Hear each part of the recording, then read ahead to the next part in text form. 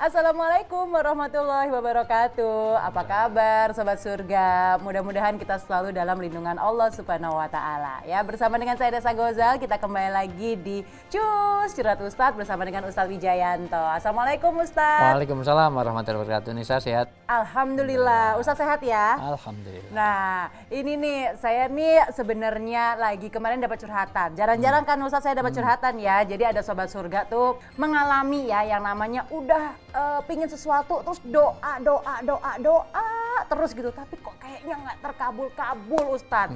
Nah, itulah kenapa kita pada episode kali ini kita akan membahas agar berdoa tak berdosa, karena takutnya jadi suudzon sama Allah itu Ustadz. Ini gimana ya Ustadz ya? Itu yang sering terjadi karena sesungguhnya Allah tahu yang terbaik bagi kita. Karena harus sadar bahwa kita ini hamba, Allah itu Tuhan, artinya kita ini sekedar makhluk, yang namanya Allah itu Khalik. Jadi apapun tergantung kepada beliau, artinya tergantung kepada Allah. Ana urid, anta turid, walau yurid. Saya berkehendak, Nisa juga berkehendak, tapi yang berlaku nanti adalah kehendak dari Allah. Karena Allah tidak bisa didikte. Allah itu maha segalanya. Nah, kalau semua sesuai dengan yang kita harapkan berarti dia pesuruh. Allah kan bukan pesuruh, Allah bukan, ya kan Allah bukan itu. Walaupun doa itu artinya juga memanggil, doa itu juga artinya permohonan. Tetapi kan walaupun kita memerintah misalnya, ihdinas siratal mustaqim, tunjukkan kami jalan yang lurus, itu kan nyuruh. Jadi harusnya tapi kan kita boleh punya keinginan ya Ustadz. Iya, tapi namanya berdoa maka kita memohon, bukan nyuruh. Beda kan kalau nyuruh. Jadi kalau semua terkabul jadi kacau. Jadi nanti ada rahasia. Kenapa kadang-kadang doa itu pasti terkabul, prinsip. Kalau dia orang beriman pasti terkabul. Cuman Allah dengan caranya sendiri, artinya kita tidak bisa mendikte Allah. Makanya nanti di antara ada berdoa nggak boleh terlalu detail. Oh, justru malah nggak boleh terlalu detail. Karena ada yang bilang doa terus detail, misalkan pengen jodoh yang bagaimana begitu. Ya, tapi kalau terlalu detail nggak boleh, terlalu loh, terlalu. Saya minta jodoh yang ukuran sepatunya 39, yang berat badannya 62,5, nggak bisa. Itu banyak mau sih ya Pak Ustadz. Nah, itu namanya terlalu detail. Walaupun juga nggak boleh terlalu singkat.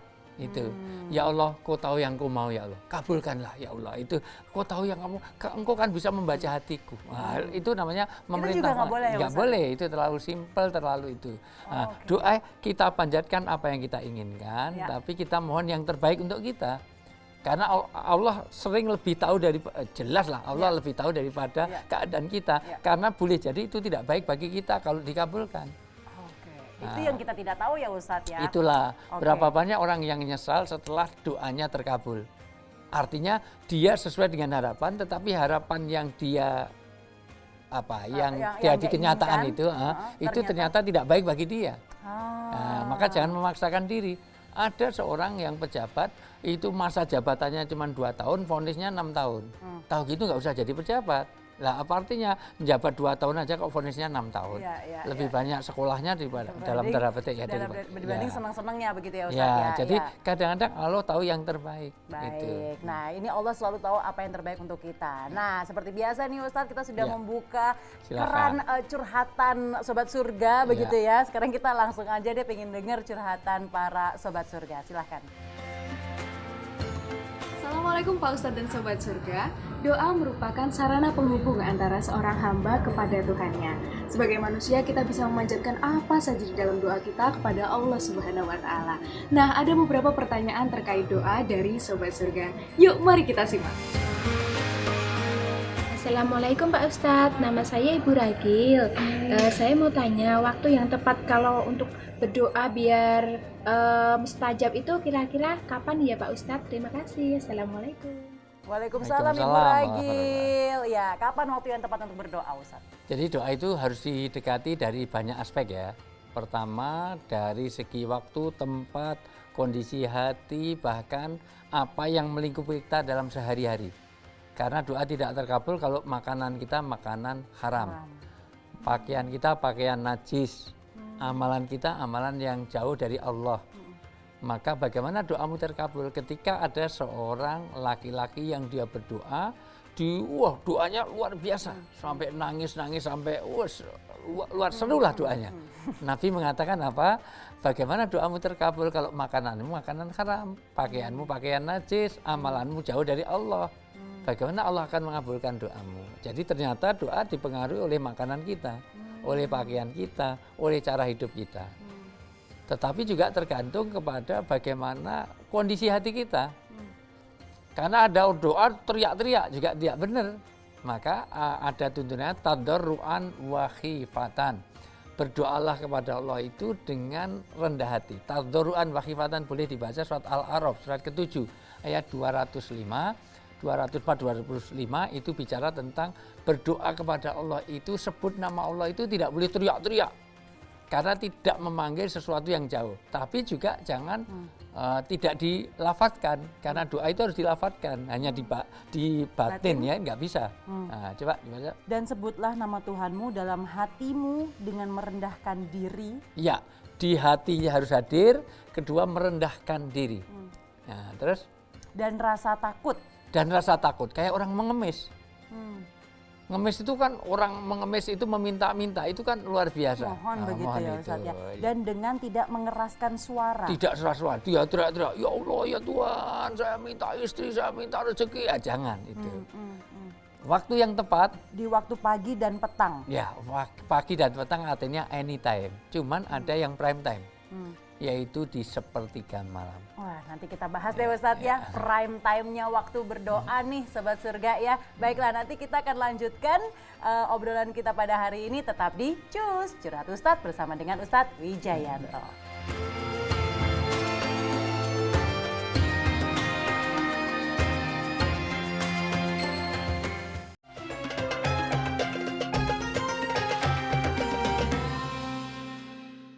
Kita kembali lagi di Cus Curhat Ustadz bersama dengan Ustadz Wijayanto. Masih membicarakan mengenai agar berdoa tidak berdosa. Dan tadi kita sampai ke pembahasan prime time waktu untuk berdoa. Silahkan. Saya tanya, ini analog saya, analog. Ya. Nesa punya teman yang jadi dokter nggak? Ada dong Pak Ustadz. Kira-kira kalau kita ketemu di pinggir jalan, waktu jalan-jalan minta resep dikasih nggak kira-kira? Enggak dong. Temen dikasih juga mungkin. Dikasih sih mungkin ya. Kalau bawa ya. Oh, iya. Tapi paling nggak dikasih tahu ya, Iya, dikasih iya, tahu iya. obatnya ini. Ya. Tapi beda nggak layanannya ketika Nesa datang di jam praktek, Oh, di beda. tempat praktek, beda. Kan lebih bisa intens. Iya, ada stektoskop, ada Ya, segala macam, ada di kadang-kadang sakit apa aja di stektoskop kok itu. Itu kayaknya ada modus gitu Iya, ya. karena ternyata dokter saja melayaninya berbeda ketika waktunya berbeda. Allah juga menunjukkan di sepertiga malam. Sepertiga malam itu sampai di dalam hadis riwayat Bukhari Muslim, kalau ada seorang hamba di sepertiga malam, di tengah malam itu dia menengadahkan tangan ke langit, meminta apa saja kepadaku, aku malu kalau sampai tangan itu ditarik dalam keadaan kosong. Jadi pasti dikabulkan. Maka di sepertiga malam itu prime time. Walaupun juga ada waktu-waktu misalnya antara adzan dan iqomah. Iya. Antara khutbah pertama dan kedua di sholat Jumat. Juga antara ketika kita sedang dalam bepergian. Di dalam musafir itu. Dalam puasa. Ramadan itu waktu-waktu yang sangat baik untuk itu. Jadi ada waktu-waktu yang luar biasa. Juga tempat. Misalnya di Raudhah, di Multazam, di masjid, itu akan jadi beda. Karena memang walaupun semua doa itu dikabulkan, tetapi akan beda layanannya. Itu prime time-nya itu ya Ustadz ya. Iya, itu satu. Walaupun nanti juga ada dimensi lain. Bisa jadi sudah dikabulkan, tapi kita nggak ngerti karena dalam bentuk yang lain. Nesa minta rezeki, bukan uang yang datang, tetapi sehat. Nah, itu juga rezeki. Nesa minta gajinya banyak, gajinya ternyata tetap saja, tapi suaminya kok jadi penyayang. Yang biasanya datang terlambat itu dalam bahasa ini jegadul, ditanya asal jawab dari mana, dari belakang, mau kemana, mau ke depan, sudah makan sudah, nggak makan mudar misalnya gitu, misalnya begitu. Tapi tiba-tiba sekarang halus luar biasa, datang sudah ada minum panas segala macam. Itu juga rezeki ya Ustadz ya. Oke baiklah, yuk sekarang kita buka lagi ya Ustadz, ini curhatan para sobat surga nih ya, yang sudah masuk ke akun Instagram di @curhatustadz_net. Silahkan. Assalamualaikum Pak Ustadz, nama saya Fatia Anissa. Saya mau bertanya nih Pak Ustadz, saya kan sering banget dijahatin sama teman. Kadang-kadang terbesit di pikiran saya untuk mendoakan yang tidak baik untuk dia. Nah, pertanyaan saya, boleh nggak sih Pak Ustadz kita mendoakan yang tidak baik untuk orang yang pernah jahatin kita? Terima kasih Pak Ustadz. Wassalamualaikum. Terima kasih, Waalaikumsalam. Waalaikumsalam. Wah, ini benar nih Pak Ustadz. Iya. Karena didoain yang jelek aja nih gitu. Sebetulnya doa itu baik sekali, cuman kalau doa jelek menjadi tidak boleh. Karena orang yang terbaik di seluruh dunia adalah Rasulullah, maka tidak ada contoh yang lebih baik daripada Rasulullah. Ya. Rasulullah pernah dijahati kurang apa? Kejahatan kepada Rasulullah. Padahal Rasulullah itu orang baik. Tapi dijahatin ketika ke Taif, maka dilempari batu sampai-sampai malaikat yang nggak punya nafsu. Malaikat itu nggak punya nafsu tapi bisa marah. Malaikat gunung menawarkan bagaimana kalau gunung ini dibenturkan saja sehingga Taif itu jadi rata dengan tanah. Karena kurang ajar. Rasulullah ngajak baik-baik malah dilempari batu, lempari kotoran binatang segala macam. Sampai baju yang tadinya putih menjadi kecoklatan karena bercampur dengan darah. Sampai terompahnya itu ketika itu susah dilepas karena lengket dengan darah yang menempel. Tapi apa? Rasulullah mengatakan jangan ya malaikat. Loh, malaikat itu nggak punya nafsu bisa marah. Kenapa? Karena Rasulullah ini jangan dihancurkan karena kalau sekarang nggak nerima mungkin anaknya terima. Kalau anaknya nggak terima mungkin cucunya nanti akan masuk Islam. Dan betul atas dasar doa Rasulullah sehingga Rasulullah Allah mahdi qaumi fa innahum la ya'lamun. Ya Allah berilah hidayah kepada mereka. Jadi tetap doa, tapi doanya yang baik. Beri hidayah kepada dia, karena itu doa yang luar biasa. Wad'u man dolamaka, doakan orang yang mendolimi kamu. Itu yang Doakan baik. doaan baik. Kalau doa jelek pasti gampang ya. Doakan baik kepada orang yang menzolimi kita. Iya. Orang yang adalah doakan supaya dia dapat hidayah. Yang tadi memusuhi, ya Allah dia kalau ini memusuhi mudah-mudahan lain kali dia menemani sehingga jadi teman yang akrab. Sekarang dibaca surat Fusilat, surat ke-41 ayat 34. Wala tastawil hasanata wala sayiat itfa billati hiya aksan. Fa idzal ladzi bainaka wa bainahu adawwatun ka'annahu waliyyun hamim. Masya Allah, indah sekali tuntunan Islam tentang bagaimana mendoakan orang yang telah berbuat dolim kepada kita. Ayat 34, dan tidaklah sama kebaikan dan kejahatan. Pertama, orang baik dengan orang jahat itu beda. Kalau orang dijahati, genti menjahati, berarti sama-sama penjahat. Sama menjahat. Maka jangan kecurian, genti mencuri. Sering terjadi ibu-ibu di pengajian. Begitu kita ada masjid, pulangnya kok sendalnya hilang, terus ngambil Sendal yang terparkir. Berarti dia kecurian, genti mencuri. Ya. Kalau ada pelakor, jangan jadi pelakor juga. Nah, kenapa ngambil suamiku? Wah, suamiku juga diambil orang, sama-sama pelakor. Maka tidak sama orang baik dan orang jelek. Diteruskan. Tolaklah kejahatan itu dengan cara yang lebih baik. Ya, jadi kalau ada orang berbuat jahat, ditolak dengan cara yang lebih baik. Kalau dulu pinjem itu nggak dikasih, maka sekarang dia pinjem malah dikasih, malah diberikan. Jangan hanya pinjem, udah itu semuanya. Nah, itu lebih baik ya. Maka tiba-tiba orang yang antaramu dan antara dia ada permusuhan seolah-olah telah menjadi teman yang sangat setia. Bagaimana musuh dirubah menjadi teman yang setia. Maka doakan aja kebaikan karena mungkin dia tidak ngerti. Mungkin dapat informasi yang salah, kena berita hoax tentang dirimu, itu padahal dirimu tidak seperti itu. Maka doakan kebaikan, nasihati dengan cara itu cara Islami. Tapi susah kalau kita ngalami. Tapi maksudnya sedemikian detail agama kita Islam ini mengatur itu begitu ya Ustadz. Jadi kalau Nisa tidak baik kepada saya, malah saya justru harus baik kepada dia. Kalau pepatah mengatakan susu dibalas dengan air tuba. Sekarang kalau ada air tuba, balaslah dengan air susu. Wah, baiklah. Itu tuh ya Sobat Surga ya. Oke, kita lanjut ke curhatan berikutnya ya Ustadz ya. Ini silahkan ya, ada curhatan dari Sobat Surga. Assalamualaikum Pak Ustadz, nama saya Dika. Saya mau bertanya nih, kenapa doa saya tidak dijabah ya? Padahal saya sudah sholat, sudah berdoa, dan sudah sedekah. Saya juga minta solusinya Pak Ustadz. Terima kasih. Terima kasih Mas Dika. Gimana nih Pak Ustadz? Sebenarnya sudah dikabulkan, tapi mungkin dalam bentuk lain. Lain. 2, atau orang yang berkait dengan kita. Karena kadang-kadang Allah tahu ini yang terbaik adalah misalnya minta rezekinya bukan karena dia rezeki yang paling mudah ya. Minta rezeki bukan uang yang banyak pada kita, tapi orang tua kita sehat segar bugar, mertua kita sehat segar bugar, anak, suami, istri. Itu bagian dari rezeki yang luar biasa. Atau ketenangan di dalam hidup itu juga rezeki. Jadi kadang-kadang itu. Atau kita memang tidak baik untuk dikasih. Artinya jangan sampai seolah-olah kalau kita doa kok nggak terkabul itu karena mungkin perlu timing, ditunda untuk membedakan Tuhan dengan makhluknya dan untuk kebaikan dia karena dia belum siap. Banyak orang yang doa mau berangkat haji ternyata ditunda. Kenapa? Karena yang berangkat umroh aja sudah tertinggal di sana karena COVID kemarin. Artinya ternyata kena positif. Kalau kemarin langsung diberangkatkan mungkin tidak baik bagi kita. Wong sudah ditunda saja masih ada, sudah pakai protokol kesehatan saja masih ada yang kena.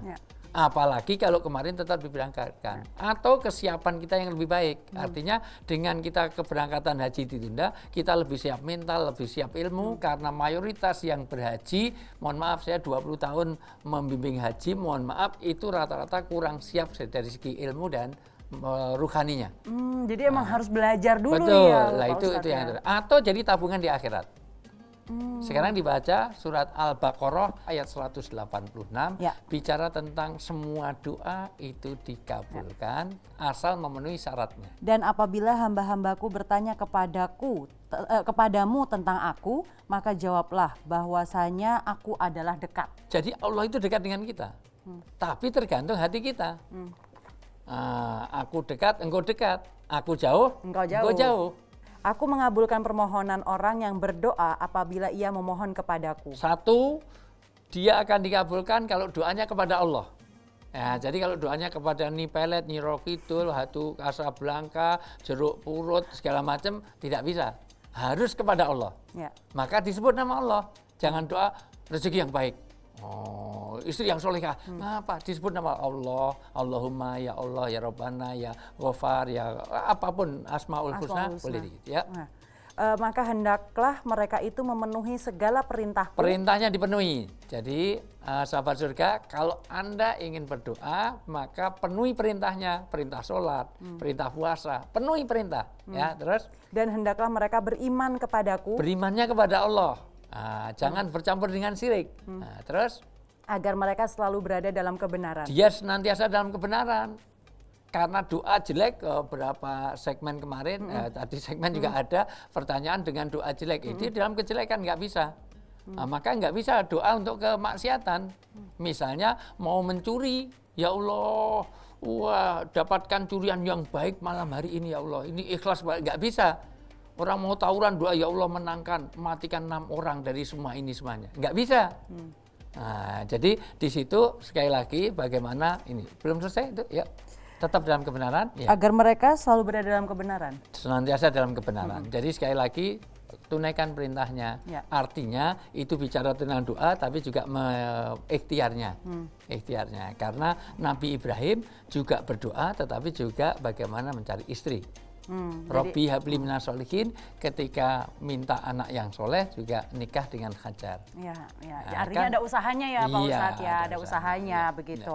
Ya, jadi ini sepertinya kalau misalkan saya lihat ya, jadi ada kesabaran kita juga untuk akhirnya terus berdoa ya Ustadz ya. Karena Allah tahu yang terbaik. Allah tahu yang terbaik. Itu sebenarnya kunciannya ya Sobat Surga ya. Oke, kita kembali setelah yang satu ini masih dengan curhatan-curhatan dari Sobat Surga. Tentunya tetap di Cus Curhat Ustadz bersama dengan Ustadz Wijayanto.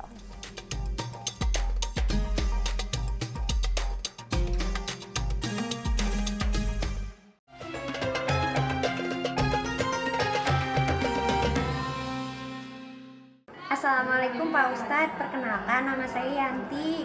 Gini Pak Ustadz, Saya sering banget lihat orang-orang di kampung saya itu masih banyak yang berdoa di makam leluhur dan memohon sesuatu di makam leluhur. Sebenarnya saya kurang sreg Pak Ustadz. Nah, tapi seperti ini tuh karena sudah turun temurun gitu. Nah, yang pengen saya tanyakan, gimana Pak Ustadz sebaiknya sikap saya ya untuk menghadapi masalah seperti itu Pak Ustadz. Terima kasih Pak Ustadz.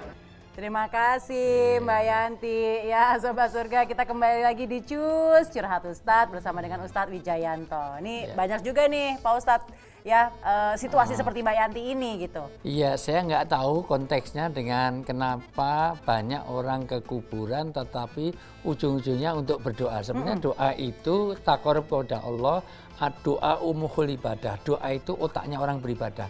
Memang orang beribadah kalau nggak berdoa berarti nggak punya otak. Kita nggak punya pasangan cantik tapi edan kan nggak mau. Artinya dari sisi ini sekali lagi penting untuk berdoa tetapi harus dengan cara yang dituntunkan Rasulullah. Pertama, ziarah itu oke. Ziarahnya boleh ya Pak Ustadz? Oh, sangat baik. Oke. Memang awal-awal kenabian tidak boleh ziarah karena orang salah dengan ziarah, ada syirik di situ. Ya. Tetapi al-an fazuruha kata Nabi, sekarang banyaklah berziarah kubur litadzkiratil maut supaya kamu bisa ingat mati. Jadi utamanya orang ke ziarah kubur biar ingat mati. Apa di sini nggak bisa ingat mati? Bisa, tapi kan suasananya berbeda. Nah, dengan kita di kuburan insya Allah ingat kita kepada ingatan kematian. Itu semuanya. Yang kedua tentang doa, boleh doa di kuburan tapi mendoakan yang ada di dalam alam kubur, terutama kepada orang tua kita. Nah, kenapa kok yang dipilih para wali-wali? Itu juga beralasan karena kita tidak boleh mendoakan orang yang tidak jelas keimanannya. Jadi sebenarnya juga nggak apa-apa doa kepada orang wali, terutama kalau kita sedang umroh haji, pasti kita juga ziarah kepada makam Rasulullah, makam para sahabat di Baqi. Kenapa? Karena itu jelas keimanannya. Tapi jangan kita, mohon maaf, menjadi dua ekstrim yang salah. Satu, nggak pernah ziarah karena takut syirik. Satu, ziarah tapi kebablasan. Berdoa jadi mungkin pikirannya gini, karena ini sudah tidak ada sana, jadi kayak titip doa ke Allah gitu loh Pak Ustadz. Karena doa itu tidak ada wasilah, tidak ada perantara, nggak ada brokernya. Nah, jadi jangan pakai broker, doa itu langsung. Makanya kita itu mohon maaf, sholat itu bersama Rasulullah, tapi Rasulullah tidak menghadap kita. Karena sama-sama menghadap Allah. Makanya kita tidak berwasilah dalam doa itu langsung yang disebut nama Allah. Nggak boleh doa itu ya Rasulullah kabul, enggak, tapi ya Allah. Ya, jadi ya Allah kabulkanlah doaku. Iya, jadi Robbana Allahumma ya Ghafar ya Rahman ya Rahim ya Dzal Jalal wal Ikram. Jadi sekali lagi silahkan berdoa dan tidak harus di tempat kuburan, tapi juga di kuburan silahkan untuk ingat-ingat mati. Jadi sekali lagi jangan sampai kita mengamalkan sesuatu yang tidak jelas dari sumber dan contohnya dari Rasulullah. Nah itu dia, agar berdoa tidak berdosa itu, begitu ya Pak Ustadz ya. Pak Ustadz terima kasih sudah mengingatkan kita semua juga tentang doa. Tadi doakan saya juga, boleh juga. Ya, ini saling mendoakan ini jadinya Pak Ustadz ya. Yang penting tetap menjaga kesehatan, semoga kita sehat selalu, tetap prokes, tapi aman tidak cukup, harus ada imun dan iman. Wah itu dia, diingatkan nih Sobat Surga ya sama Pak Ustadz. Saya juga ingin mengingatkan untuk Sobat Surga yang pengen curhat ke Ustadz, silahkan untuk bisa ke akun Instagram di @curhatustadz_net ya. Oke, baiklah kalau begitu kita berdua pamit, kita kembali lagi besok pastinya dengan tema yang berbeda. Saya Nessa Gozal. Saya Wijayanto. Dan kita ketemu lagi besok di Cus Curhat Ustadz bersama dengan Ustadz Wijayanto. Wassalamualaikum warahmatullahi wabarakatuh.